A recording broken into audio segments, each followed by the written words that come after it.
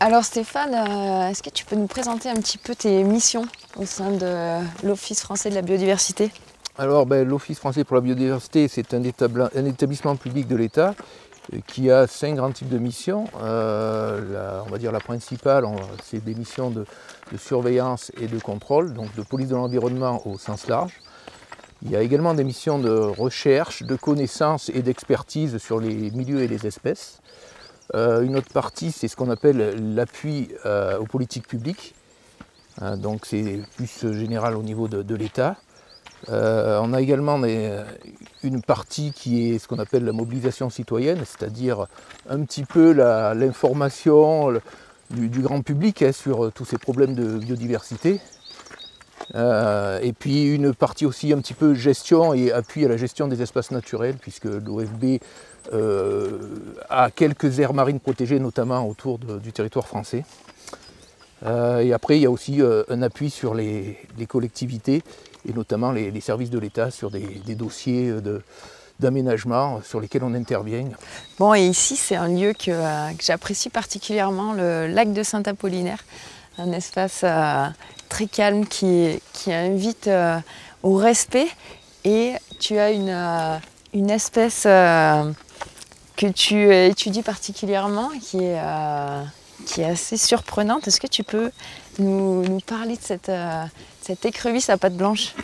Alors le site de Saint-Apollinaire, le lac et le ruisseau qui en sort, abritent effectivement cette écrevisse à pattes blanches qui est quand même assez rare dans le département, qu'on rencontre, je pense, qu'à quelques petits endroits où l'espèce a réussi à se réfugier suite à la dégradation des milieux et de la qualité de l'eau.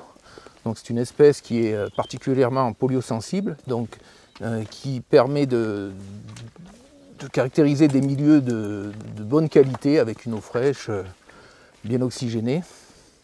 D'accord, donc une espèce polluo-sensible, tu dis, c'est-à-dire qu'elle est vraiment ultra sensible aux pollutions, ça pourrait carrément la faire disparaître? Ah ben oui, une petite pollution peut être fatale à l'espèce sur un site, notamment un site comme ici, qui est quand même assez fréquenté.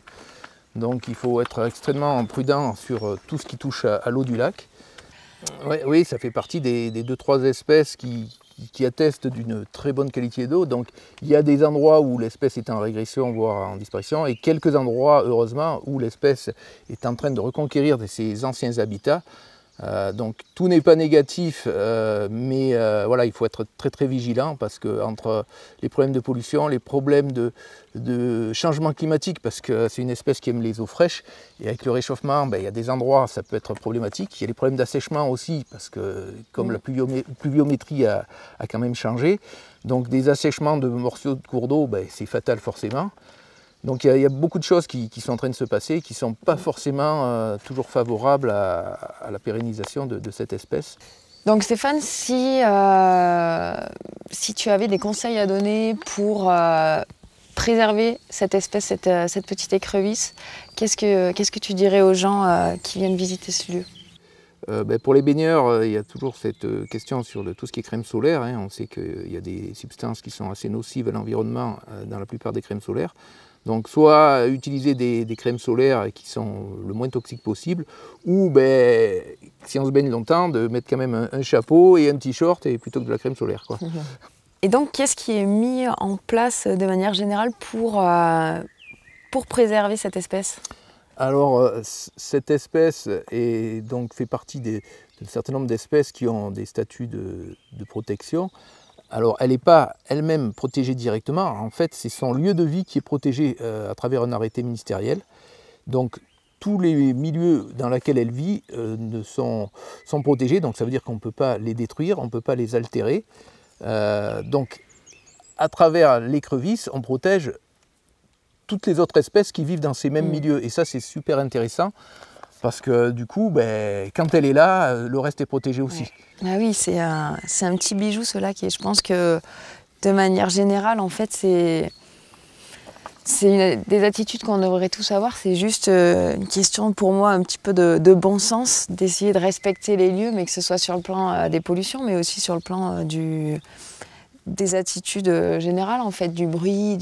Moi, ça m'inspire le respect, le silence. C'est un endroit où j'aime venir pour méditer, pour m'apaiser. Donc c'est, je sais pas, c'est le partage de l'espace, mais la base, c'est le respect. Il faudrait que les gens qui viennent pique-niquer viennent là, comme on est là, le matin, tranquille, puis sans juste faire le tour sans bruit et apprendre à observer, à regarder. L'écoute, les yeux, les oreilles, tous les sens en fait, les odeurs aussi. Et ça, c'est toute une éducation, je pense, à faire. Merci Stéphane pour ces informations. Puis on va profiter du silence et du calme de ce bel endroit.